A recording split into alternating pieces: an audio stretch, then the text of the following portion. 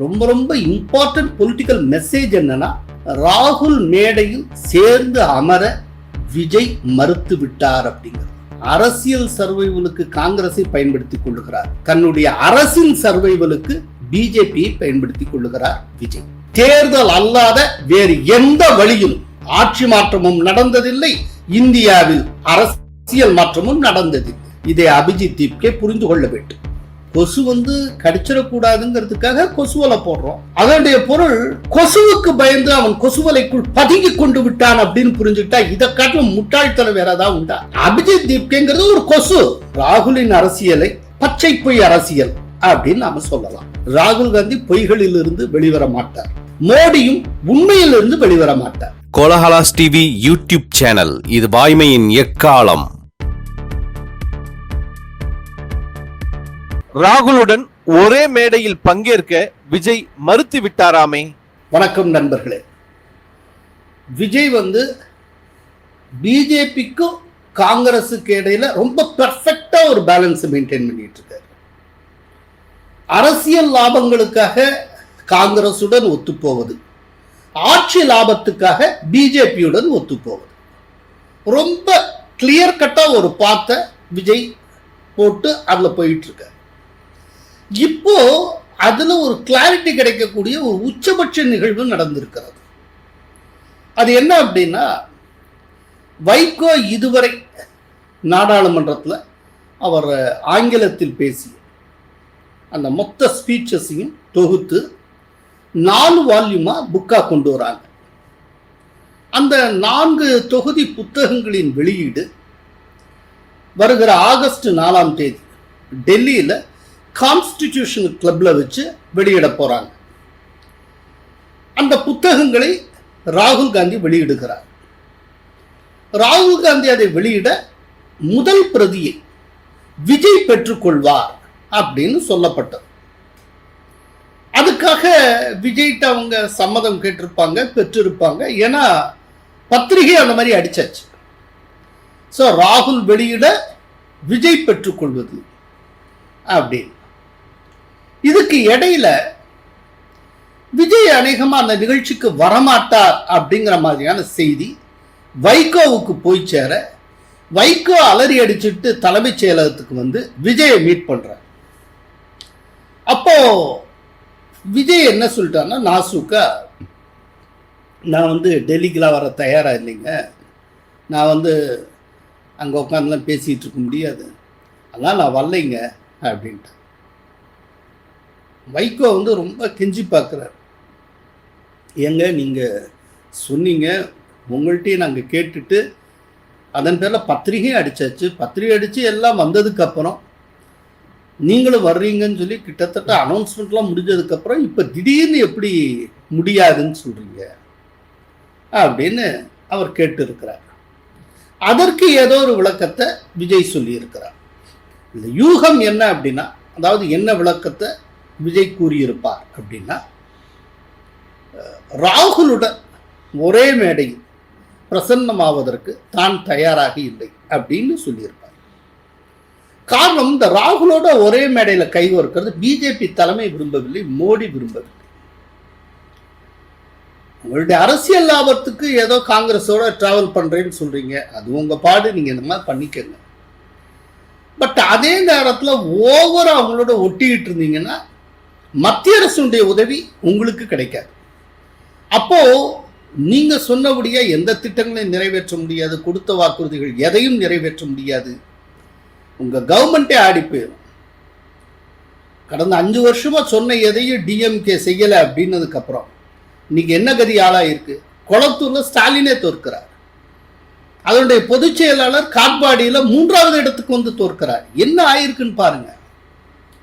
மக்கள் எல்லாத்தையும் பார்த்துட்டு தான் இருக்காங்க. இன்னொன்று, தமிழ்நாட்டை பொறுத்தவரை பிஜேபிக்கு இழக்கிறதுக்கு ஒன்றும் இல்லை, பெரிய ஸ்டேக் இல்லை. ஆனால் விஜய் இழந்தால் அது பேரிழப்பாக இருக்கும். விஜய்க்கு தமிழ்நாட்டை தாண்டி வேற எந்த இடத்துலையும் கட்சி கிடையாது. அப்படிங்கிறப்போ அவருக்கு மோடியினுடைய ஆதரவு, மத்திய அரசுடைய ஆதரவு தேவைப்படுகிறது. அதுலேயும் இப்போத்தான் கரப்பாம்பூச்சிகளுடைய போராட்டம், அது சம்பந்தப்பட்ட பல்வேறு வன்முறைகள் இதெல்லாம் நடந்திருக்கிறது. இந்த கரப்பாம்பூச்சிகள் போராட்டத்தை வச்சுட்டு ராகுல் காந்தி நிறைய மைலேஜ் எடுத்திருக்கிறார், நிறைய பேசிக்கொண்டே இருக்கிறார். இப்போ வரைக்கும் இப்படிப்பட்ட ஒரு சூழ்நிலையில திடீர்னு டெல்லிக்கு வர்றதும் ராகுலோட ஒரே மேடையில தோன்றுவதும் நிச்சயமா மோடியை இரிட்டேட் பண்ணும் தெரியும். அதனால அதை தவிர்ப்பதற்காக விஜய் நான் டெல்லிக்கு வரல, சாரி அப்படின்ட்டு. இப்போ வைகோ என்ன ஒரு உத்தரவாதத்தை வாங்கியிருக்கிறார்னா, நீங்க டெல்லிக்கு தான் வரல, அட்லீஸ்ட் அந்த புத்தகங்களுடைய தமிழாக்கங்களை நான் சென்னையில் வெளியிட இருக்கேன், அதுக்காக நீங்க வெளியிடணும் அப்படின்னு கேட்டுக்கொண்டு இருக்கிறார். அதற்கு விஜய் சரின்னு சொன்னதாக நாம் கேள்விப்படுகிறோம். இப்போ வைகோவுக்கு ஒரு பெரிய மூக்கடை, ராகுல் காந்திக்கு ஒரு தெளிவான மெசேஜ், எல்லாம் போயாச்சு. இப்போ வைகோ தலைமைச் செயலகத்தில் செய்தியாளர்களை சந்திக்கிறார், விஜயை பார்த்து முடிச்சுட்டு. இப்போ எப்படி சப்பக்கட்டு கட்டுறது? உடனே வைகோ சொல்லுகிறார் செய்தியாளர்கிட்ட, விஜய் வந்தா பயங்கர கூட்டம் வந்துடும், கூட்ட நெரிசல்னு நம்மளால் சமாளிக்க முடியாது, அதனால விஜயை பார்த்து நீங்கள் டெல்லிக்கு வர வேண்டாம் என்று நானே சொல்லிவிட்டேன் அப்படின்ட்டு. பல்லாயிரக்கணக்கில் ஏன் எண்ணி பார்க்க முடியாத அளவுக்கு வெள்ளமாக திரண்டு வந்து விட்டால் அங்கே பாதுகாப்பு ஏற்பாடுகளும் செய்ய முடியாது. நான் உத்தேசித்திருக்கக்கூடிய இந்த நூல் வெளியீட்டு நிகழ்வையும் நாங்கள் நடத்த முடியாமல் போய்விடும். எனவே அதற்கு நீங்கள் வருவதை தவிர்ப்பதற்கு நல்லது என்று நான் கருதுகிறேன் என்று கூறிவிட்டேன். ஆனால் அதே நூல்கள் தமிழிலே மொழியாக்கம் செய்யப்பட்டிருக்கின்றன. நீங்கள் சென்னையில் நீங்கள் அதை வெளியிட வேண்டும் என்று கேட்டுக்கொண்டேன். மகிழ்ச்சியோடு அவசியம் அதில் நான் கலந்து கொள்கிறேன், நான் வெளியிடுகிறேன் சொல்லிவிட்டார்கள். நீங்க வர வேண்டாம்னு சொல்லக்கூடிய ஒருவர் அவர் வருவார்னு எதுக்குங்க அழைப்புகள்ல அவர் பேரை அச்சிடணும்? அவரை எதுக்கு இன்வைட் பண்ணணும்? அவரை விட்டுட்டு நீங்க பத்திரிகை அடிச்சுட்டு போக வேண்டியதானே? வேற ஏதாவது ஒரு பெரிய டாப் லெவல் பர்சன் யாராவது ஒருத்தரை கூப்பிட்டு அந்த காப்பீஸை ரிசீவ் பண்ணிக்கிறதுக்கு அரேஞ்ச் பண்ணிட்டு போக வேண்டியதானே? விஜய் வருவார்னு போட்டாச்சு அழைப்புதலும் வந்தாச்சு. வந்ததுக்கப்புறம் திடீர்னு விஜயை வர வேண்டாம் என்று நானே கேட்டுக்கொண்டேன்னா, இதுதான் குப்புறம் விழுந்தும் மீசையில் மண் ஓட்டலைங்கிறது சூனாப்பான கதை. விஜய் எங்க வரமாட்டேன்ட்டாரு, நான் அழைத்தும் அவர் வரமாட்டேன் என்று சொல்லிவிட்டார்னா சொல்லுவாரு வைகோ. அப்போ வைகோ ஒரு முழு பூசணிக்காயை சோத்துல மறைத்தார், நானே அவரை வர வேண்டாம் என்று சொல்லிவிட்டேன் அப்படி. இதுக்கு இடையில இன்னொரு ட்விஸ்ட் இருக்கு. என்னன்னா, வைகோவுடைய புத்தக வெளியீட்டு நிகழ்ச்சிக்கு ராகுல் காந்தி வருவாரா அப்படிங்கிறது சந்தேகமா இருக்கு. ஏன்னா கடந்த 30 ஆண்டுகள்ல அவர் நாடாளுமன்றத்தில் பேசின பெரும்பாலான ஸ்பீச்சஸ் எல்லாம் காங்கிரசுக்கு எதிராக தான்.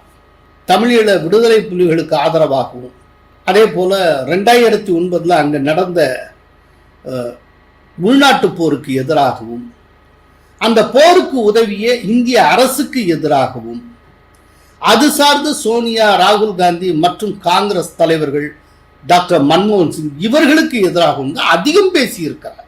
ஸோ அந்த புத்தக தொகுப்பு ரொம்ப நேர்மையான முறையில் எடிட் செய்யப்படாமல் வைகோ என்ன பேசினாரோ அது அந்த விதத்திலேயே வரும் என்று சொன்னால் அது பெரும்பாலும் காங்கிரஸ் எதிர்ப்புரைகளாகவே இருக்கும்.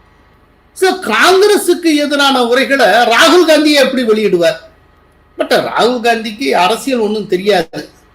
அதனால வைகோ இன்வைட் பண்ணது முதல்ல சரின்னு ஒப்புக்கொண்டு விட்டார். ஆனா அதுக்குள்ளேயே ராகுல் காதுல யாராவது ஒருத்தர் போட்டிருப்பாங்க. வைகோ நாடாளுமன்றத்தில் பேசின எல்லாமே பெரும்பாலானவை காங்கிரஸை எதிர்த்து தான். மன்மோகன் சிங்கை, சோனியா காந்தி, ராகுல் காந்தியை எதிர்த்து தான் அப்படிங்கிறத ராகுலுக்கு தெரியப்படுத்தியிருப்பாங்க. ஏன்னா அப்படி தெரியப்படுத்தினா தான் ராகுலுக்கும் தெரியும், அவருக்கா ஒன்றும் தெரியாது இல்லை. அதனால யாராவது சொல்லியிருப்பாங்க, அவருக்கு தெரியப்படுத்தியிருப்பாங்க. அதனால இப்போ ராகுல் அந்த நிகழ்ச்சிக்கு வருவதும் சந்தேகம் என்று கூறப்படுகிறது. ஸோ ஃபைனலாக அந்த அழைப்புதழில் இருக்கிற முக்கியமான பிரமுகர்கள் 2 பேருமே இல்லாமல் அந்த நிகழ்ச்சி நடக்கும் போல தெரிகிறது. ஆனால் இதில் இருக்கிற ரொம்ப ரொம்ப இம்பார்ட்டன்ட் பொலிட்டிக்கல் மெசேஜ் என்னன்னா, ராகுல் மேடையில் சேர்ந்து அமர விஜய் மறுத்து விட்டார் அப்படிங்கிறது. இந்த விஷயத்தை விஜய் ரொம்ப கிளவரா பண்றார். நான் ஏற்கனவே சொன்ன மாதிரி தன்னுடைய அரசியல் சர்வைவலுக்கு காங்கிரஸை பயன்படுத்திக் கொள்ளுகிறார், தன்னுடைய அரசின் சர்வைவலுக்கு பிஜேபியை பயன்படுத்திக் கொள்ளுகிறார் விஜய். இதற்கிடையில் சென்னையில் நடைபெற்ற அப்துல் கலாம் விருது வழங்கும் விழாவில் பேசிய வைகோ, குறைந்தபட்ச செயல் திட்டத்தின் அடிப்படையில் தான் வாஜ்பாய் அரசில் இடம்பெற்றதாக தெரிவித்திருக்கிறாரே. அப்படியானால் நீ வாஜ்பாயோடு கூட்டு வைத்திருந்தாயே கேள்வி கேட்கலாம். அதில் சொல்லுகிறேன், வாஜ்பாய் அவர்கள் தலைமையிலே அரசு அமைந்த போது காமன் நேஷனல் அஜெண்டா தயார் செய்தோம். முரசொலி மாறனும் கையெழுத்திட்டு இருந்தார், நானும் கையெழுத்திட்டு இருந்தேன். நாங்கள் எல்லோரும் சேர்ந்து கையெழுத்திட்டு தான் அந்த நேஷனல் அஜெண்டா வாஜ்பாய் காலத்தில் வந்தது. சரி, குறைந்தபட்ச செயல் திட்டம் இருந்தனால்தான் வைகோ வாஜ்பாய் அரசுல இடம்பெற்றார், பிஜேபியுடன் கூட்டணியில் இருந்தார். அப்படின்னா 2014 மோடி முதன்முறையாக பிரதமர் வேட்பாளராக அறிவிக்கப்பட்ட போது அந்த கூட்டணியில் என்டிஏல வைகோ இருந்தாரே, எந்த குறைந்தபட்ச செயல் திட்டம் அப்போது இருந்தது எனக்கு சொல்லுங்க. வாஜ்பாய் பீரியட்ல ஏன் என்டிஏல இருந்தீங்க அப்படிங்கிறதுக்கு ஒரு காரணத்தை சொல்லிடுறாரு. குறைந்தபட்ச செயல் திட்டம் இருந்தது, அதனால அந்த கூட்டணியில் இருந்தோம், ஆட்சியில் இருந்தோம். ஓகே, இப்போ என்ன அண்டர்ஸ்டாண்டிங்ல 2014 என்டிஏல வைகோ இடம்பெற்றார். திரும்ப அதுவும் மோடியை பிரதமராக ப்ரொஜெக்ட் பண்ண முதல் தேர்தல். அந்த என்ன அடிப்படையில் வைகோ என்டிஏவில் இருந்தார்? அதனால வைகோ சொல்றதுல ரொம்ப சீரியஸா எடுத்துக்க தேவையில்லை, அவர் ஒரு சந்தர்ப்பவாதி. அப்படியெனில் வைகோ இப்பொழுது தீவிர பாஜக எதிர்ப்பாளராக காட்டிக்கொள்ள வேண்டிய தேவை என்ன வந்தது? என்ன தேவைன்னா, வைகோவுடைய கட்சி தமிழகத்துல இருக்கக்கூடிய ஒரு கட்சி, அதனுடைய சர்வைவல் தமிழகத்துல மட்டும்தான் இருக்கு, வேற எங்கேயும் கிடையாது. தமிழ்நாட்டில் இதுக்கு முன்னால் ஆட்சியில் இருந்த கட்சியும் சரி, இப்போ ஆட்சியில் இருக்கிற கட்சியும் சரி, பிஜேபி எதிர்ப்பு நிலைப்பாடு கொண்ட கட்சி தான். அப்படிங்கிறப்போ தமிழ்நாட்டில் ஆட்சியில் இருக்கிற கட்சியினுடைய அதே நிலைப்பாட்டை ஒட்டி போனா தான் அவருடைய சர்வைவல். இல்லைன்னா என்ன செய்ய முடியும்? அவரால் நீந்தி கரை சேர முடியுமா? அதனால தமிழ்நாட்டில் ஆட்சியாளர்கள் யாரோ அவங்க என்ன நிலைப்பாடு எடுக்கிறாங்களோ அதை ஒட்டி அவர் போறாரு.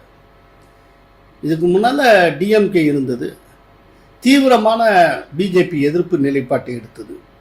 அப்போ டிஎம்கேயோட அவர் அலையன்ஸ்ல இருந்தார், அதே நிலைப்பாட்டை எடுத்தார். இப்போ தாவேகாவுக்கு நெருக்கமாகி கொண்டிருக்கிறார். தாவேகா அரசியல் ரீதியாக பிஜேபி எதிர்க்கிறது, ஏன்னா காங்கிரஸே தன்னுடைய அமைச்சரவையில் அதை அனுமதித்திருக்கிறது. அந்த நிலைப்பாட்டை ஒட்டி வைக்க போறார். இல்ல என்ன பெரிய ஆச்சரியம் இருக்கு? அப்படியெனில் வைகோவுக்கு என்று தனி நிலைப்பாடே கிடையாதா? நீங்க வைகோவுக்குன்னு சொல்றீங்க, நிறைய அரசியல் தலைவர்களுக்கு தனி நிலைப்பாடே கிடையாது. அது குறிப்பா சிறிய கட்சிகளுக்கு தனி நிலைப்பாடுன்னு ஒன்று இருக்க முடியாது. இப்போ ஒரு உதாரணத்துக்கு திருமாவளவனை எடுத்துக்கோங்க. அவர் தாவேக்காவை சப்போர்ட் பண்றதுக்கு முன்னால, தன்னுடைய ஆதரவை அதிகாரபூர்வமாக தெரிவிக்கிறதுக்கு முன்னால் அவர் என்ன சொல்லிட்டு இருந்தார்? நாங்கள் இடதுசாரிகளுடன் தொடர்பில் இருக்கிறோம், நாங்கள் இடதுசாரிகளுடன் அந்த கம்யூனிஸ்ட் கட்சிகளுடன் பேச்சுவார்த்தை நடத்தி வருகிறோம், அவர்கள் என்ன முடிவு எடுக்கிறார்களோ அதே முடிவை நாங்கள் எடுப்போம் அப்படின்னாரு. ஏன் இப்ப திருமாவளவனுக்கு சுயமா ஒரு முடிவெடுக்க தெரியாதா?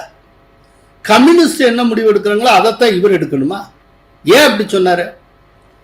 அதாவது ஒரு விஷயம் நல்லா புரிஞ்சுக்கணும், எந்த ஒரு மாநிலத்திலும் சரி, எந்த ஒரு நிலப்பகுதியிலும் சரி, ரொம்ப இந்த சின்ன கட்சிகளை 2 எம்எல்ஏ 1 எம்எல்ஏ இந்த மாதிரியா இருக்கக்கூடிய கட்சிகள் ஒரு எல்லைக்கு மேல சுயமான ஒரு நிலைப்பாட்டை வைத்துக் கொண்டு இருக்க முடியாது. அவங்களுக்கு அவங்களுடைய சர்வைவலுக்கு தனி நிலைப்பாட்டை காட்டிலும் பொது நிலைப்பாடு பாதுகாப்பானதாக இருக்கும். அதனால தான் அவங்க பல கட்சிகளோட கன்சல்ட் பண்ணி ஒரு கூட்டு முடிவாக ஒன்றையும் எடுக்கிறது, இல்லாட்டி அதுக்கான ஒரு முயற்சியாவது மேற்கொள்வது, இப்படி வச்சிட்டு இருக்காங்க. அதனால வைகோ மட்டுமல்ல, பல பேருக்கு தமிழ்நாட்டில் தனி நிலைப்பாடு என்பது கிடையாது. பாஜக அரசையே மாற்றி விடுவோம் என மிரட்டி இருக்கிறாரே அபிஜித் தீப்கே. கரப்பாம்பூச்சி மீண்டும் மிரட்ட தொடங்கி இருக்கிறது. அபிஜித் தீப்கே என்ன சொல்லி இருக்கிறார்னா, போராட்டக்காரர்கள் மீது வழக்குகள் அனைத்தையும் வாபஸ் பெறணும், மத்திய அரசு எங்களிடம் கொடுத்த இந்த உத்தரவாதத்தை மீறி அதற்கு முரண்பட்டு செயல்படுகிறது, உச்ச நீதிமன்றம் கூறியிருக்கிற விஷயத்துல எங்களுக்கு உடன்பாடு இல்லை. எது உச்ச நீதிமன்றமே சொல்லி இருக்கிறது, இவருக்கு உடன்பாடு இல்லையா? அதனால உச்சநீதிமன்றம் கூறியதையும் நாங்கள் நிராகரிக்கிறோம். எனவே மத்திய அரசு கூறியது போல போராட்டக்காரர்கள் அத்தனை பேருடைய வழக்குகளையும் திரும்ப பெறாவிட்டார் எங்கள் போராட்டம் தொடரும்.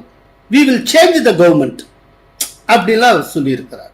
இதுதான் இந்த படிச்சுட்டு லெஃப்ட் மைண்டோட இருக்கக்கூடிய ஐரோப்பால இருக்கக்கூடிய இல்லாட்டி அரப் ஸ்பிரிங் இந்த மாதிரியான விஷயங்களை மட்டுமே பார்த்து ஒரு திடீர்ங்கிற இந்த ஆட்சி கவிழ்ப்பு முயற்சிகளை எல்லாம் பார்த்து உந்துதல் பெற்ற ஒரு மைண்ட்ல இருந்து வெளிப்படக்கூடிய வார்த்தைகள் we will change the government அப்படி இப்படி ஒருத்தர் சொல்லியாச்சுனாலே அவருக்கு இந்தியாவுடைய பொலிட்டிக்கல் லெகசி 1% அளவுக்கு கூட தெரியாதுன்னு அர்த்தம். இந்தியாவுக்குன்னு ஒரு லெகசி ஒன்று உண்டு. இந்தியா ரொம்ப வித்தியாசமான ஒரு தேசம். உலகம் முழுக்க புரட்சி அப்படின்னு சொல்லியாச்சுனாலே அது ஆயுதம் ஏந்திய புரட்சியை மட்டுமே குறிக்கும். துப்பாக்கிகளின் பயன்பாடு கொண்ட புரட்சியை குறிக்கும். ஆனா இங்க சுதந்திர போராட்டம் ஒரு புரட்சி போலத்தான் எழுந்தது. ஆனால் இங்க இருக்கிற புரட்சி, இந்தியாவில் நடந்த புரட்சி அகிம்சை சார்ந்ததாக இருந்தது. அகிம்சை சார்ந்த ஒரு புரட்சி உலகத்துல வேற எந்த மண்ணிலையும் முளைவிட்டது கிடையாது, இந்தியாவில் மட்டும் நடந்தது. இதுதான் இந்தியாவுடைய தனித்தன்மை. இந்தியாவுக்குன்ற ஒரு தனித்தன்மை உண்டு. இப்போ அபிஜித் தீப்கே போன்றவர்கள் சிஐஏ ஏஜென்ட்ஸ், இவங்கெல்லாம் ஜார்ஜ் சோரஸுடைய கைக்கூலிகள். இவங்க எப்படின்னா மிடில் ஈஸ்ட்லையும் அதே போல தெற்காசியாவில் இருக்கக்கூடிய ஒரு சில நாடுகளில் நடந்திருக்கக்கூடிய நிகழ்வுகளை பார்த்து, ஏன்னா இவங்கள மாதிரி ஆட்கள் தூண்டி விட்டு தான் இந்த நிகழ்வெல்லாம் நடந்தது. அதை பார்த்து அதே போல ஒரு அரசு மாற்றத்தை இந்தியாவில் நிகழ்த்த முடியும் என்று நம்பிக்கொண்டிருக்கிறார்கள். இவங்க உலகத்துல மற்ற நாடுகளுக்கு வைக்கக்கூடிய அதே அளவுகோலை, அதே யாட்ஸ்டிக்கை, அதே அணுகுமுறையை இந்தியாவுக்கு அப்படியே அப்ளை பண்றாங்க. நம்ம ஒரு சாதாரண ஷர்ட் வாங்கினா கூட அந்த ஷர்ட்டினுடைய சைஸ் பிராண்டுக்கு பிராண்டு வித்தியாசப்படும். ஒருத்தருக்கு 40 சைஸ் அப்படின்னா இன்னொரு கம்பெனி எடுத்தா 38 வாங்கினாலே போதும் இருக்கும். இன்னொரு கம்பெனில 42 வாங்க வேண்டியிருக்கும். இந்த சைஸ் மாறும் இல்லையா? அதே போல இந்த அளவுகோல் இந்தியாவுக்கு பொருந்தாது, இந்தியாவுக்கு மாறும். அதாவது இந்தியாவில் எவ்வளவு பெரிய என்ன நடந்தாலும் சரி, இங்க ஆட்சி மாற்றமும் அரசியல் மாற்றமும் தேர்தல் ஊடாக மட்டும்தான் நடக்கும். தேர்தல் அல்லாத வேறு எந்த வழியிலும் ஆட்சி மாற்றமும் நடந்ததில்லை, இந்தியாவில் அரசியல் மாற்றமும் நடந்ததில்லை. அவருக்கு எமர்ஜென்சியை ஒட்டி இந்தியா முழுக்க ஏற்பட்ட அந்த கொந்தளிப்பான சூழ்நிலை அபிஜித் தீப்கேவுக்கு தெரிஞ்சிருக்க நியாயம் இல்லை. அதை காட்டிலும் ஒரு கொந்தளிப்பான சூழ்நிலையை இந்தியா எப்போதும் பார்த்ததில்லை. அந்த கொந்தளிப்பான சூழ்நிலையில் கூட இந்தியா ஆட்சி கவிழ்ப்பையும் இல்லாட்டி ஆட்சி மாற்றத்துக்கான எந்த முயற்சியையும் தேர்தல் அல்லாத பிற வழிகளில் கண்டடைந்தது கிடையாது. இந்திரா காந்தி 77ல எலெக்ஷனை சந்திக்க தயாருங்கிறாங்க. எலெக்ஷன் கமிஷன் கால்ஃபார் பண்றாங்க எலெக்ஷனுக்கு. 77 எலெக்ஷன்ல மக்கள் தீர்ப்பளித்தார். முதன்முறையாக காங்கிரஸ் அல்லாத ஒரு நான் காங்கிரஸ் கவர்மெண்ட் அமைந்தது. ஜனதா கட்சி தலைமையில் ஜனதா கட்சியை ஃபுல் மெஜாரிட்டியோட ஆட்சியை பிடித்தது. ஜனதா கட்சியின் உதயத்தின் போது மக்களை ஒன்று திரட்டிய லோக்நாயக் ஜெயபிரகாஷ் நாராயண் அந்த புரட்சியை டோட்டல் ரெவல்யூஷன் என்று கூறினார். டோட்டல் ரெவல்யூஷன் நல்ல ஞாபகத்தில் இருக்கு அந்த வார்த்தை. ஒட்டுமொத்த புரட்சி அப்படின்னு. இங்க புரட்சிங்கிறதே அப்படித்தான் வரும். நீங்களா ஒரு வன்முறையை தோண்டுவீங்க, ஜந்தர் மந்தர்ல கத்திக்கிட்டு இருப்பீங்க, கரப்பாம்பூச்சி மாதிரி காரை இப்படி கவுப்பீங்க. இதெல்லாம் செஞ்சுட்டு ஆட்சியே வெளியில போனா போயிட மாட்டாங்க. சும்மா ஒண்ணும் வரலங்க. 23,59,00,000 வாக்குகளை பெற்று பிஜேபி ஆட்சியில் அமர்ந்து இருக்கிறது. ஒரு அபிஜித் தீப்கே போனா போயிட மாட்டாங்க. ஆனா இது மற்ற நாடுகளில் நடக்கும். தேர்தல் மூலம் தேர்ந்தெடுக்கப்பட்ட ஷேக் ஹசீனாவுடைய ஆட்சியை இப்ப ஜந்தர் மந்தர்ல குண்டர்கள் கூடினார்களே, அது போல டாக்கால கூடின குண்டர்கள், மத அடிப்படைவாதிகள் வன்முறைகள் மூலம் மக்கள் அரசை கவிழ்த்தார்கள். ஷேக் ஹசீனா வெளிநாட்டுக்கு ஓட வேண்டிய சூழ்நிலை ஏற்பட்டது. அது பங்களாதேஷ்ல இருக்கும், பங்களாதேஷ் நடக்கும். ஏன்னா பங்களாதேஷ்ல அந்த மாதிரி நடக்கிறதுக்கான லெகசி உண்டு. அதுதான் ரொம்ப முக்கியம். இந்த விதமான காரியங்கள் நடப்பதற்கான ஒரு முன் தொடர்ச்சி, அந்த லெகசி அந்த தேசத்துல இருக்கணும். இருந்தா மட்டும்தான் இந்த விதமான காரியம் ஒர்க் அவுட் ஆகும். பங்களாதேஷ்ல பல முறை மக்களால் தேர்ந்தெடுக்கப்பட்ட சிவிலியன் கவர்மெண்ட் கவிழ்க்கப்பட்டு இருக்கிறது. ராணுவ ஆட்சி வந்திருக்கிறது. ஜெனரல் எர்ஷாத் வந்திருக்கிறார். அதுக்கு முந்தைய அரசை கவிழ்த்திருக்கிறார். தேசப்பிதா என்று வங்கதேசத்தவர்களால் அழைக்கப்படுகிற ஷேக் முஜிபுர் ரஹ்மான் சிஏஏ ஏஜென்ட்டுகளால் 70s வேட்டையாடப்பட்டார்.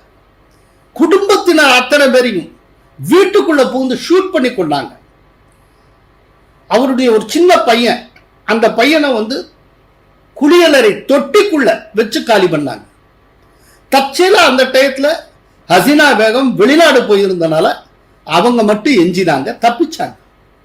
இப்படிப்பட்ட ஒரு மோசமான வரலாறு, இந்த விதமான ஒரு கொந்தளிப்புக்கு இரையாக கூடிய தன்மையும் அதற்கான வரலாறும் வங்கதேசத்துக்கு உண்டு.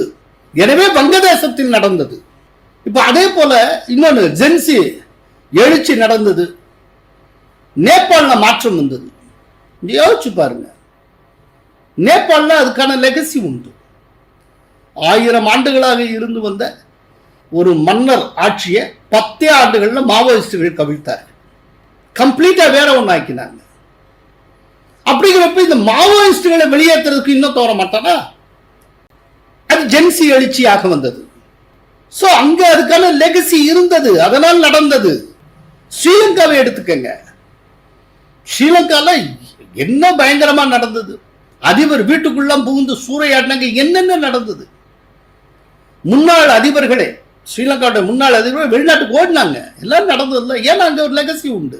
ஸ்ரீலங்காவுடைய வடக்கிலும் கிழக்கிலும் புலிகள் 30 ஆண்டுகளுக்கு மேலாக ஒரு சிவில் நிர்வாகத்தையே நடத்தி வந்தார்கள். ஏகதேசமாக அதே காலகட்டத்தில் ஜேவிபி இடதுசாரி கொள்கை கொண்ட ஒரு தீவிர சிங்கள இனவாத குழுவாக செயல்பட்ட காலத்தில் அது எத்தனையோ பேரை களை எடுத்திருக்கிறது. முன்னாள் அதிபர் சந்திரிகா குமாரதுங்கவுடைய ஹஸ்பண்ட போட்டு தள்ளினதே ஜேவிபி. இப்படி அங்க ஒரு மோசமான வரலாறு உண்டு. அதனால அங்கேயும் அது சாத்தியமாயிற்று. நான் சொன்னது எல்லாமே இந்தியாவை சுத்தி. ஆனா எப்போவாது இந்தியாவில் ஒரு ராணுவ புரட்சி நடந்தது உண்டா? எவ்வளவு கொந்தளிப்பான சூழ்நிலையிலும் இந்த ராணுவத்தினுடைய ஜெனரலாக இருக்கிற ஒருவர் ராணுவத்தின் மூலம் ஆட்சியை கைப்பற்ற வேண்டும், டெல்லி செங்கோட்டையில் தான் கொடியேற்ற வேண்டும் என்று ஆசைப்பட்டது உண்டா? எப்போதுமே நடந்திருக்காது. அதான் சொல்றேன், இந்தியாவுக்குன்னு ஒரு தனி லெகசி உண்டு. இந்தியாவுக்கு தனியா ஒரு பொலிட்டிக்கல் ஹிஸ்டரி உண்டு. எனவே இந்தியாவுக்கு பொருத்தமே இல்லாத செயல்முறைகள் மூலமாக ஒரு நாளும் இந்தியாவில் ஆட்சியை பிடிக்க முடியாது. சுருக்கமா சொன்னா, மீண்டும் சொன்னார், தேர்தல் அல்லாத வேறு எந்த வழியிலும் ஆட்சி மாற்றமும் நடக்காது, அரசியல் மாற்றமும் நடக்காது. இதை அபிஜித் தீப்கே புரிந்து கொள்ள வேண்டும். அதனால இந்த மிரட்டுற வேலையெல்லாம் விட்டுறணும். Okay okay. அன்னைக்கு இந்த போராட்டம் இப்படியே போய்கிட்டே இருக்கக்கூடாது, இது ஒரு தலைவலி, தேவையில்லாத தலைவலி அப்படின்னு நினைச்சு அதை ஒப்புக்கொண்டார்கள். அவங்க கோரிக்கைக்கு தர்மேந்திர பிரதான் ராஜினாமா செய்தார். அதை விட்டுட்டு ஏதோ இவங்களுக்கு பயந்துட்ட மாதிரி இவங்க நினைச்சா, அதாவது கொசு கடிச்சிடக்கூடாதுங்கிறதுக்காக கொசுவலை போடுறோம். அதனுடைய பொருள் கொசுவுக்கு பயந்து அவன் கொசுவலைக்குள் பதுங்கி கொண்டு விட்டான் அப்படின்னு புரிஞ்சுக்கிட்டா இதை காட்டிலும் முட்டாள்தனம் வேற ஏதாவது உண்டா? அபிஜித் தீப்கேங்கிறது ஒரு கொசு. கொசு தள்ள தாங்கலையா நாராயணா அப்படின்னு சொல்லிட்டு சரி இவங்க என்னவோ கேட்கறாங்க, சரி அக்செப்ட் பண்ணுவோம்னா இது ஏதோ தன்னை ஒரு பெரிய பொட்டன்ஷியல் எனிமி மாதிரியும் தான் மோடிக்கே சவால் விடக்கூடிய மாபெரும் மனிதர் மாதிரியும் அவர்களுக்கு அவர்களாவே நினைத்துக் கொள்ளுகிறார்கள். தமிழ்ல ஒரு பழமொழி உண்டு, நினப்பு தான் பொழப்பு கெடுத்துதான். நிச்சயமா அபிஜித் தீப்கேடைய பொழப்பு கிடப்புகிறது. அதற்கான வேலைகளை அவரே பார்த்துக் கொள்ளுகிறார். அவர் தனக்கான குழியை தானே தோண்டி கொண்டிருக்கிறார். அதே போன்று உள்துறை அமைச்சர் அமித்ஷாவை பதவியிலிருந்து நீக்க வேண்டும் என வலியுறுத்துகிறாரே ராகுல். அவர் ஒரு பெரிய சிகாமணி. அபிஜித் தீப்கேக்கு இருக்கக்கூடிய ஞானம் கூட அவருக்கு கிடையாது. சரி, அவர் என்ன சொல்லுகிறார் அப்படின்னா, ஹோம் மினிஸ்டர் அமித்ஷா ராஜினாமா செய்யணும். சரி, அதுக்கு வைக்கிற காரணம், மாணவர்கள் மீது டெல்லி ஜந்தர் மந்தர் போராட்டத்தில் ஈடுபட்ட மாணவர்கள் மீது துப்பாக்கிச்சூடு நடந்திருக்கிறது. அவர் தானே ஹோம் மினிஸ்டர், அவர் உத்தரவின் பேரில் தானே நடந்திருக்கும். ஒருவேளை நான் உத்தரவிடலை, அது தானாகத்தான் நடந்தது என்று சொன்னால் அது அவருடைய இன்கம்பிட்டன்சியை காட்டக்கூடிய, அதாவது அவருடைய திறமையின்மையை காட்டக்கூடியதாக இருக்கும் அப்படின்னு அவர் சொல்றார். அப்படி அவர் கரெக்டா அப்படி கொக்கி போட்டு மாற்றாராம். நீங்க இப்படியும் சொல்ல முடியாது, அப்படியும் சொல்ல முடியாதான். ஒண்ணு நீங்க ஏற்றுக்கொண்டே ஆகணும், ஆமா துப்பாக்கி சூட்டுக்கு நான் தான் காரணம். அப்படி இல்லைன்னா உனக்கே தெரியாம துப்பாக்கி சூடு நடந்ததா, அப்படின்னா உன் கையை மீறி உன் நிர்வாகம் நடந்து கொண்டு இருக்கிறதா, அப்படி என்றால் அதை கையாளுவதற்கான நிர்வாகத்திறன் உன்னிடம் இல்லையா அப்படின்னு அவர் கேட்கிறார். இதுதான் ஒரு பெரிய தந்திரங்கிறது. என்னன்னா ஒரு பொய்யை பிக்ஸ் பண்ணிப்பாங்க. உங்களுடைய ஸ்ட்ராட்டஜி எப்படின்னு சொல்ற, ஒரு பொய்யை பிக்ஸ் பண்ணிடுவாங்க. அந்த பொய்யை வச்சு ரொம்ப சீரியஸா பேசிட்டு போவாங்க. ஒரு ஸ்டேஜ்ல இவங்க எதை மையப்படுத்தி பேசுறாங்களோ அந்த பொய் நம்ம கண்ணுக்கு முன்னால இல்லாமல் மறைஞ்சே போயிடும். அதாவது ஒரு பொய்யை வச்சுட்டு இவங்க பேசுறாங்கிற விஷயமே மறந்து இவங்க கேட்கறதுக்கு பதில் சொல்லிட்டே வரும். சோ நாளடைவுல இந்த பொய் உண்மை அப்படின்னு நிறுவப்பட்டுரும். இப்ப ராகுல் காந்தி சொன்ன பொய் என்னன்னு பார்ப்போம். அவர் சொன்ன பொய், ஜந்தர் மந்தர் பகுதியில போராட்டத்தில் ஈடுபட்ட மாணவர்கள் மீது துப்பாக்கி சூடு நடத்தப்பட்டது அப்படின்னு சொன்னாலே அதுவே பொய். துப்பாக்கி சூடு நடத்தல. இப்போ நிறைய பேர் என்ன செய்வாங்க, ராகுல் காந்தி இப்படியே சொல்லிட்டு போறப்போ, இந்த பாருங்க துப்பாக்கி சூடு நடந்தாலும் எதுக்குங்க அமித்ஷா பொறுப்பேற்கணும், துப்பாக்கி சூடுக்கு உத்தரவிடக்கூடிய அதிகாரம் மாவட்ட ஆட்சியருக்கு தாங்க இருக்கு, அப்படிங்கிறப்போ அமித்ஷாவை எப்படி பிக்ஸ் பண்ண முடியும் அப்படிலாம் கேட்பாங்க. இப்போ இந்த வாத பிரதிவாதங்கள் இப்படியே போய்கிட்டு இருக்கிறப்போ தன்னையும் அறியாமல் ராகுல் காந்தி சொல்லக்கூடிய அந்த பொய் இருக்குல்ல, அந்த பொய்ய அவங்கள அறியாமலே அக்செப்ட் பண்ணிட்டு ஒரு பதில சொல்லிட்டே போயிட்டு இருப்பாங்க. நாளடைவில் அவர் சொல்லுகிற பொய் உண்மை போலவே நிலை பெற்று விடும். இப்ப இதை மறுக்கிறதுக்கு இருக்கிற ஒரே வழி என்னன்னா, ராகுல் காந்தி அவர்களே நீங்கள் சொல்லுவது போல துப்பாக்கி சூடே நடக்கவில்லை, துப்பாக்கி சூடே நடக்கலைங்கிறப்போ அதுக்கு யார் பொறுப்புன்னு கேட்கறது அர்த்தமற்றது. சோ நீங்க இந்த விதமா பேசுறதுக்கு கிரவுண்டே இல்லைன்னு காலி பண்ணிடுறோம். இதுதான் ராகுல் காந்தியோட டாக்டிக்ஸ். தொடர்ந்து பொய்யை மட்டுமே சொல்லி வரக்கூடியவர், உடம்பு முழுக்க பொய். ஏற்கனவே ரஃபேல் விஷயத்துல பொய் சொன்னதுக்காக உச்ச நீதிமன்றத்தில் நிபந்தனையற்ற மன்னிப்பை எழுத்துப்பூர்வமாக கொடுத்தவர் ராகுல் காந்தி. இன்றைக்கு வரைக்கும் திருந்தல.